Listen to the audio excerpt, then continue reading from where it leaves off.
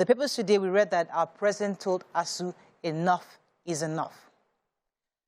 As that wasn't good enough, on social media, many people were going for the governor of Rivers State because there was a front page picture showing the graduation of his son. To compound that, the health workers are also planning a solidarity strike concerning this issue of ASU. So when you look at how our president is giving them that riot act of enough is enough, and people are still saying our government leaders still have many of the children abroad, would they really take this matter seriously? And now other major agencies are thinking of joining ASU on this solidarity strike. This is getting worrisome. To crown it all up, our president mentioned it also in the papers today that he's looking forward to just leave. He hasn't been to Daura in over a year. He's tired. So what are your thoughts on all these? The truth is, it is so embarrassing in today's world that a whole country, especially Nigeria, a country like Nigeria, will just shut down its tertiary education, like shut down for months, not 2 days, not 1 week, like months upon months upon months. Children are just sitting down all across Nigeria, no tertiary education. People should be so embarrassed. That's why the pictures of, them going to celebrate their children abroad just rubs me the wrong way. I'm not saying that you have not done your best, you've not worked hard for your children, but if you're part of the Nigerian government today, and you know that many Nigerian children are at home, it's just so wrong to put these pictures in our faces.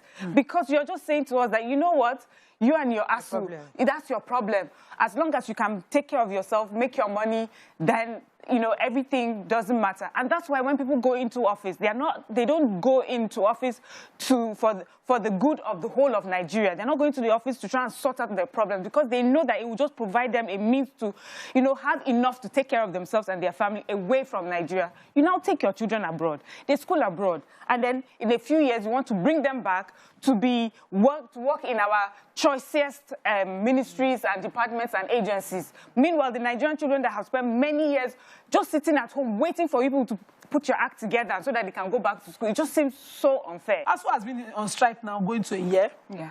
The president now comes and says, enough is enough. ASU go back. As if imagine President Buhari says, who is ASU's president? All your ESCO members nationally, I want to meet you personally because I'm seeing that my Minister for Labour, my Minister for Education, they are not doing anything. This strike, I am a father of Nigerian students and it's killing me that they are not bringing results to me. So come and tell me directly what your problems are. Don't build your stupid walls, high walls around you, and come out. It's only at Salah events that you'll be saying, enough is enough. That ASU people go back to school as if you're talking to your children. It's like you having 2 children fighting. And you're saying, all of you, quiet, quiet. You want to kill that Dini? I just want to say to them, it is not all of them. Okay. All this ASU government. It is not every convocation and matriculation of your child that parents attend. No, Morayo, I would say, no, let me finish. Yes. It's not every... Your own child, you will not attend. Yes. My parents, my dad was on contract when I matriculated. When I convocated, my mother wanted to cook. I refused. And that is you. Wait, you can't say that. Morayo, don't miss my point. It's not oxygen. You're acting as if I don't go there and take a picture of this child, everything, the family will crumble. You already give the child the education that the child needs. Can you go and sit down and face governance and don't let the picture surface? I know what you're saying. Wait, let me be sure I understand. Let me be sure I understand you. There are different sides of a man. He's a father, he's a governor, he's a brother, he's an uncle. The same. So there are he's different parts. So to that boy, he's a father. He's not the governor of Rivers State. Unfortunately, while your son was graduating, you went to run for president and you're president. The president himself didn't attend his children's convocation. Yeah. It was his wife who did. He's the president. He can't attend. But we know, it was calculative of him not to even attend because he would be worse off for a picture of the president whose country's ASU is constantly on strike to show up at a foreign university smiling. But it's just as bad that the first lady is also there. It is insensitive to the number of the millions of Nigerian students whose parents are frustrated seeing them at home, getting into every vice around, wondering what will happen, what kind of country is this. I just want to say, it is not a sin to be tired. It is not a sin to want to leave office. The sin is staying there when you are incompetent, staying there when you can't do the job, staying there when you know you are too tired to do the job. First and foremost, you did 4 years, and you didn't know you were tired at that time. You went to go and do 8 years. Now you know you are tired, and everything is catching in front of you. This is somebody who, before he went into office, was reading the Riot Act to the previous administration. That, if you can't do ASU, you are incompetent. You are not doing ASU now. It was one of your political campaigns. And now you are there. Inside 8 years that you have spent, ASU has been on strike for maybe 4. Doesn't make sense. I told you about my brother's adopted son that spent like 9 years in a 3-year course in university. It's not fair. It's not fair to these children. When you take up responsibility to be father of a nation or father of a state, you take up the responsibility to put your children. Don't stop giving them what you want to give them, but you cannot be seen to favor one against the other. You have 4 children. Can you see? Is it acceptable for you to favor one child against the other 3? What will happen? Anarchy in your house. Thanks for staying with us. As usual, Garba Shehu, when he speaks, he breaks the internet. What did he say recently? He said Nigerians who are paying ransom are encouraging terrorism. According to him, when you pay ransom, especially because of your loved ones, you know, obviously it's understandable that people who are trying to set their loved ones free would easily succumb to payment to the terrorists. But he's saying that that exactly is what is fueling this industry. And many people are reacting to this. What are your thoughts on this?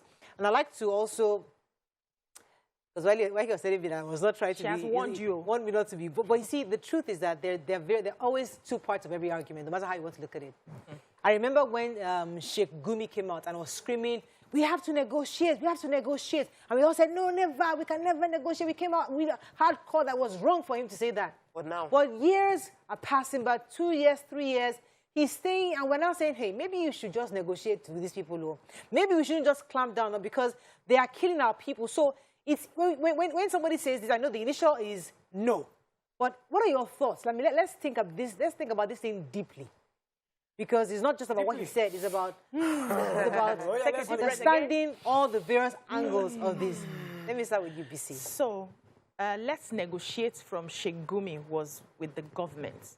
He was trying to see how the government can understand the plight of the people, the terrorists, the bandits, and come to an understanding with them. Yeah. He wasn't talking about family negotiation. Of course. This one we're talking about, Shehu Garba, is talking about, is trying to blame families who are hurting for the failures of governments to rescue their people. Simple. If government has been proactive enough to rescue people, to find the sponsors, to jail them, arrest them, they'll show us through their body language that they are for the Nigerian people. Do you think families will be borrowing money and doing whatever it is to pay and get their people out? I don't need it's to because anything. there's a lack of action being taken by government to save their people. So do you want to sit down there and allow your family member rot and die and wait for a government that is not even making, that does not seem like it's making any move to save you? Or would you do whatever it takes to save your own person? You have said I said it all, Abi. I don't need to say anything. Yes, I don't say anything. Because coming from, you can say it. You can say it. People paying ransom. Tokpa can say it. Obiajulu can say it. You, government, cannot say that. At all. Because you owe a huge responsibility to your people. They don't rescue your people, and you are telling me if I pay ransom... you are the one feeling them. You are telling me if I say Nigeria happens to me, if they kidnap your loved one, will you not say it? Okay, so please, they should talk with caution. That's all. And focus on their job. I'm not saying it. I'm not talking again. So from my own perspective, everybody, if you look at the numbers, you look at the issue of kidnapping at face value, you would want to say that paying ransom encourages the business of kidnapping. That's the face value. And terrorism. It is until someone you love, your family, is taken, then you would realize that there's no sense to that analysis. everybody would always say what is right until it fits them. We always say corruption is bad until it comes to you. Exactly. So I think that the assignment of the government is not just to analyze the data, it is to wear the shoes of your people. And I don't know, this is another misfire, misyan from that perspective. Not at this time when we have kidnappers threatening to kill victims of the train. And the kidnappers are saying that we no longer want to talk to the government. We now want to talk to the family directly, because it seems the government don't care about those people. Kabiyesi, good morning, sir. Morning. Good to have you on the show. Let's start with the Osun elections coming up this weekend. We know that almost everybody within the APC have gone to Osun right now to support their candidate. What are you doing to ensure the safety of the people in that community, especially because there's so many police officers and we don't want to hear issues of police brutality? So what are you doing to ensure the people stay calm and they are law-abiding during this period? Well, as a traditional ruler, we are the closest to our people. The hype and show of force that is happening right now basically is temporary. Okay. It will just come and go. But we are very close to our people. So that responsibility lies on us. So basically we need to work with them. And it's very important for us to let people not feel intimidated. Because as I'm talking to you now, we're still going to have another traditional rulers council meeting in another hour. Okay. So that we'll continue to sensitize our people that please come out and vote for whoever that you want as your choice, irrespective of any political party, because traditional rulers should be a very solid neutralizer. We shouldn't be biased towards a political party. We are fathers to all. And what is critical for us the most is peace within our community. Osun State has over 4 million as in terms of population at the last count, I think 2016. As of 2020, about 1.9 registered voters. But the last election, we saw just over 600,000 voters. So one of the things that, one of the complaints many people have, Nigerians have, is people don't go out to vote because they feel their vote will not count. What are the traditional rulers, because they are the closest to the people, doing to encourage people within the community to go out and use their voting power to bring in the person they desire into office, as opposed to thinking, it won't count, let me just sit at home? Well, that's a very good question. But what I can assure you is we all don't have any country to go. This is our country. It's very important, especially our appeal to you, these media people. Let's talk positively about what is obtainable and what is not obtainable in our country. And all of us cannot run out of this country. Look at this election now. Let us give INEC credit. We've been watching them. That BVAS technology is really, really working. Look at that test case in Ekiti. The BVAS technology works both offline and online. Once you finish at your polling units, they upload the election to the central system. The only challenge now that electorates are having, and even the aspirants, vote buying. But how much will they go and use to buy votes? Let's say 10,000, 20,000, over 600,000 people. If it is 10,000, that's 6 billion. That's a lot of money. If it is 20,000, that's 12 billion. But at some point in Nigeria, 10,000 will be meaningless to every citizen of this country. Will be very meaningless. So people will come out to vote for their conscience. We know that the country is so hard right now, and people are after monetary gains and survival. But I can assure you, in this country, those perfect nations that you are seeing, they were worse 80 years ago, 70 years ago, worse off. that are celebrating the best of democracies in the world right now.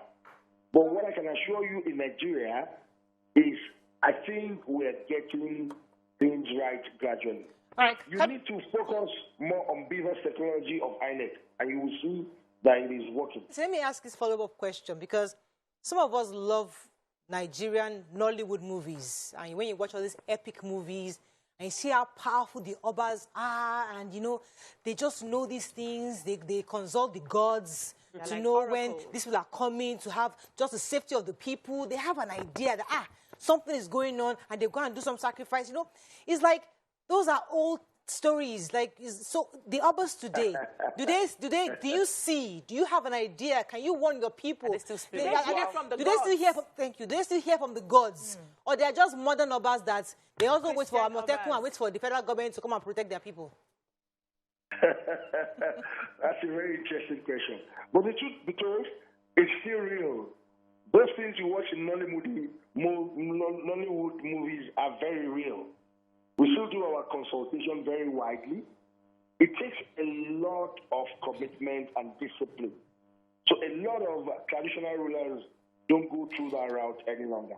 It's very, very stressful in terms of discipline. You have to abstain from a lot of do's and don'ts. Yeah. All these things are real and potent. That's our work. That's what we should be doing as traditional rulers. I'm asking if you go through that route as well. I agree with you absolutely. Then for me, if I go through that route, the answer is yes. In Ife, you can't even do without it. It's part of our heritage. In a year, it is only one day that we don't remember our ancestors. And what has actually helped, maybe when I go out, we do so many of it remotely. But it's part of the heritage and the story of Ife. We can't do it without it in Ife. It's not possible. That's who we are here. Men, whatever you do, love and care for your wives. Side chicks won't be there at 75, 80. True. A good wife is a blessing, especially at the odd hours of your life. Now, I'm praying that you live the next 60 years in good health. But, you know, you are the oldest person on this stage. So, and you're the only man. Do you have a side chick? So when we talk about side chickism... I have 2 side chicks. Your daughters, I'm sure. I'm sure that's what you're going to say.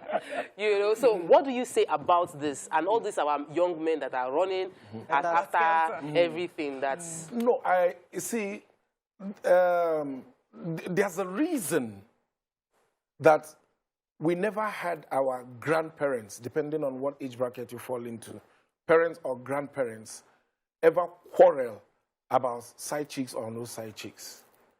Because everything was about family, all right? The man protected his family and his household, and the woman wanted the family as one unit to survive. The marriage institution is under attack. And because it's under attack, a lot of people are beginning to lose faith in the unit called family. Okay. That is why you see that a woman who is outside, who takes crumbs from your table, you're threatened by that. You understand? When you're the one who controls the home front and all the resources thereof. Excuse me? Tread carefully, tread carefully.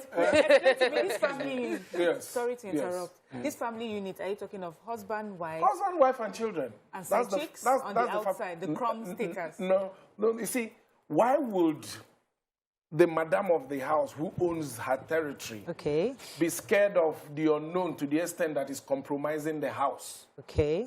It never used to be a thing before. What if it's not an unknown? Now, let me tell you something. You know, women say men are dogs. But they make that reference with respect to their sexual escapades.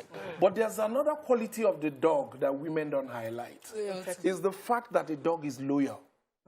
All right? And that a dog, no matter the fact that the dog can bark and bite and can be very aggressive, but to the one that loves the dog and the dog loves back, is very docile and vulnerable. That when you rub the dog, it will roll over. I'm a dog lover. It will roll over, open the underbelly, you play, wag its tail. Now, what it simply means is that the thing needed to control the mumu button of any man is love.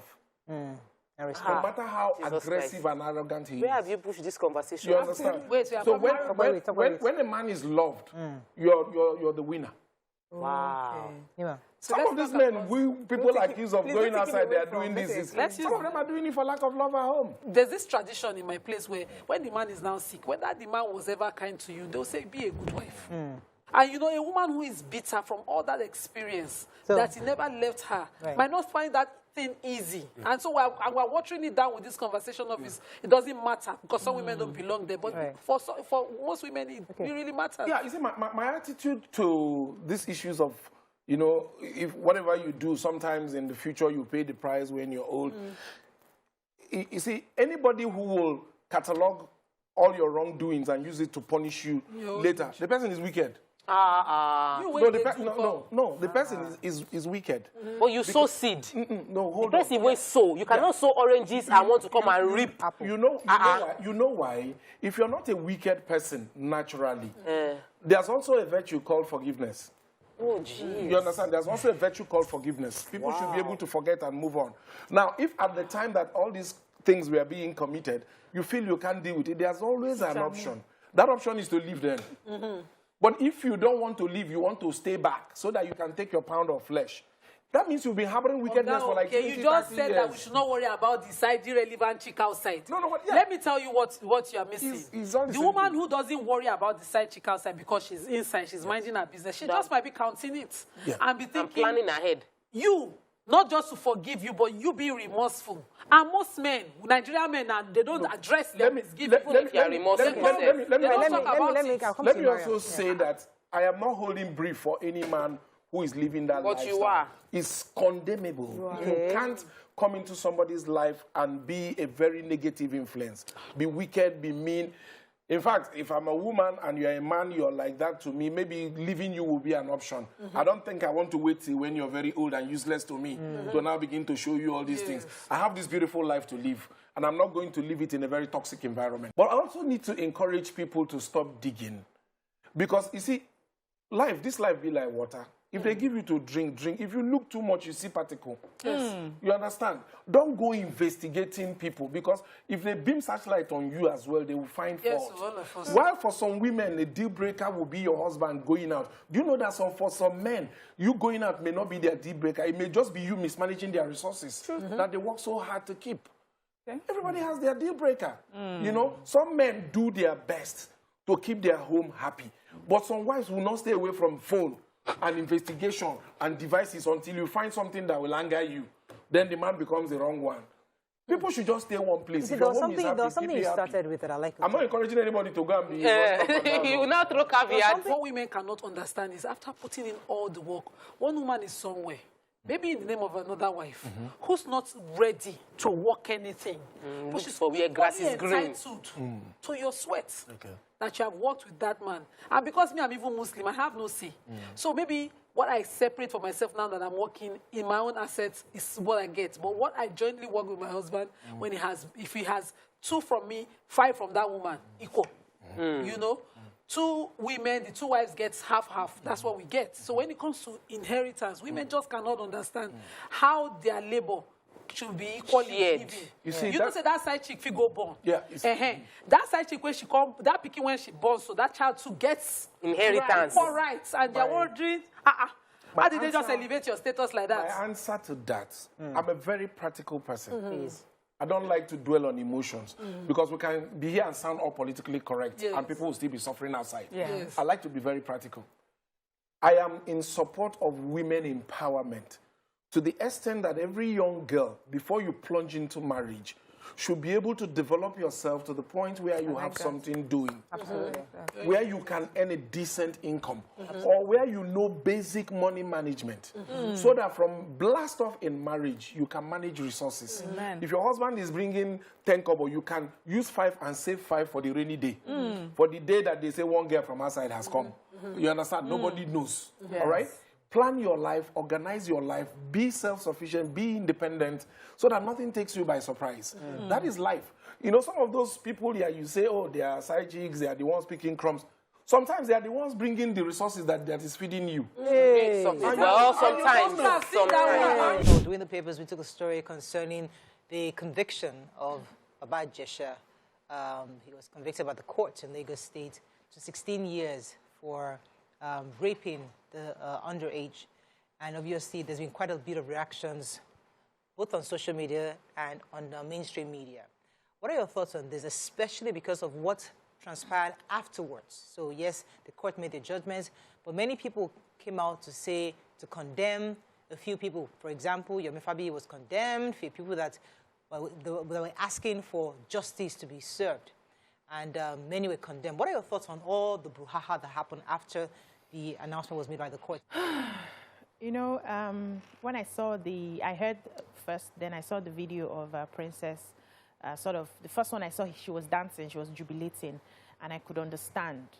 You know, at the time that issue happened, it seemed like she was left alone by the people that mattered the most to her, the people she had looked up to, the people who were supposed to be holding her hand to say, don't worry, we're going to fight this to the end. There was just a few people who stood. Yabo Ojo stood by her and did not even care about any other thing. So it was victory for her to say that, oh, okay, so justice can be given, justice can be had in this country.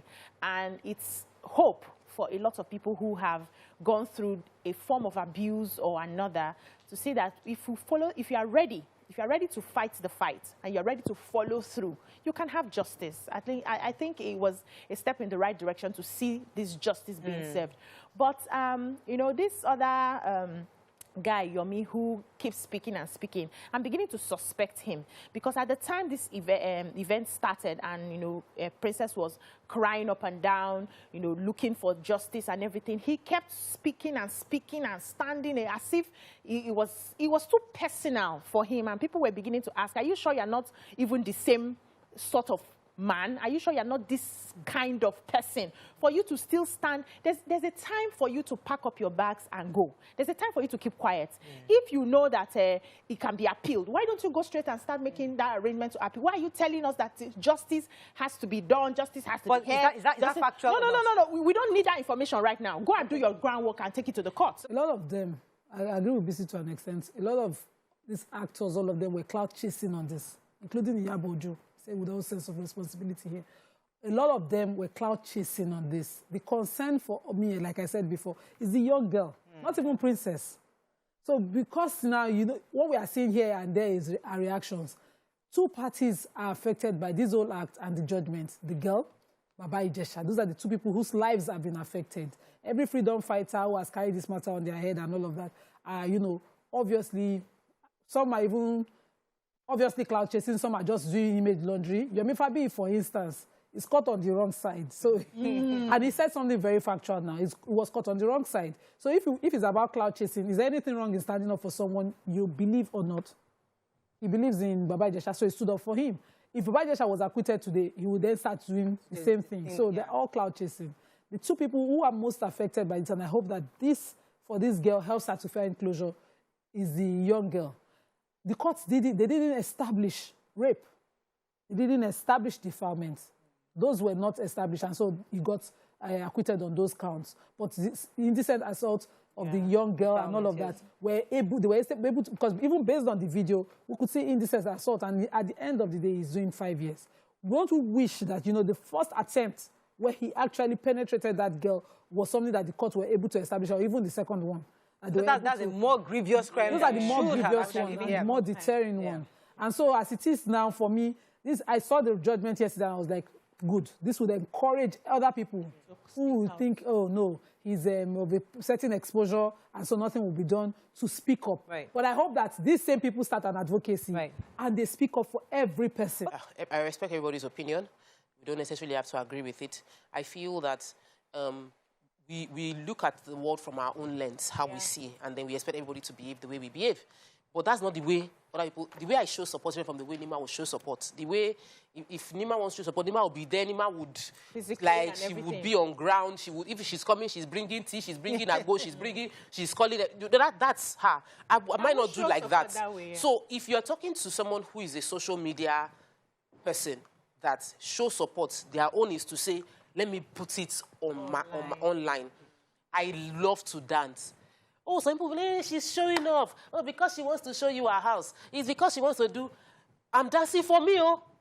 but somebody else is looking at it through their own lens of how they see things being done. Is it possible that if the princess did not make this much noise, maybe those who have influence may have found a way to sweep this thing under the carpet? We Is don't that the issue that we that's the fear. have with the justice That's the system? fear. So it's the princess and all the others are making noise. Say, let us make noise, so that they don't go and sweep this thing under the carpet. And it happens everywhere. So our world is full of so much noise without true substance. And we're not really achieving long-term results because we're dealing with one case per time. And what we need is structural reform that provides justice for all.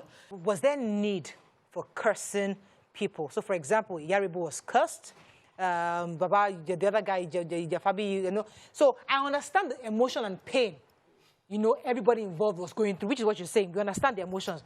But is that the right thing for us to do? Morayo, you cannot tell people what's the right thing to do. If there's no, yes, if you know, you can decide to cry and you are opening your mouth. Some people will cry, they will close their mouth and they are crying. So like people have different ways of expressing themselves. You know, we're talking about people that are angry and they now beat or lash out. That they are beaters who now found opportunity to beat. You are a curser. You know how to curse. Cursing is your thing. So you now, when you are aggravated, what will you do? You will curse. It's good to try as much as possible to be civil, but when it happens to you directly, you cannot be held on how you have chosen to react, because at that time you're reacting from a place of pain. It's after you have sat down a few days, a few weeks, a few months later that you now start reasoning right. But at the time it's happening, people would react the way they deem fit to react. It's just left for people around them to say, okay, this is not the right move. Can you calm down a bit? Let's help you handle this.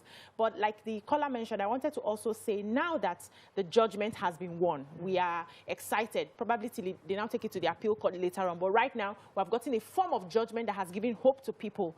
Let us not forget this girl. I would want to hear conversations on how this girl is being treated right now, what sort of therapies she's seeing right now, how is she being integrated into the society right now. And I just wish Princess could come on the show and tell us what is happening with this girl. Let's not, in the frenzy of they don't catch him, they don't fail, we don't win. We forget the person who is the real victim. Yeah, I got into where I'm going. God bless you.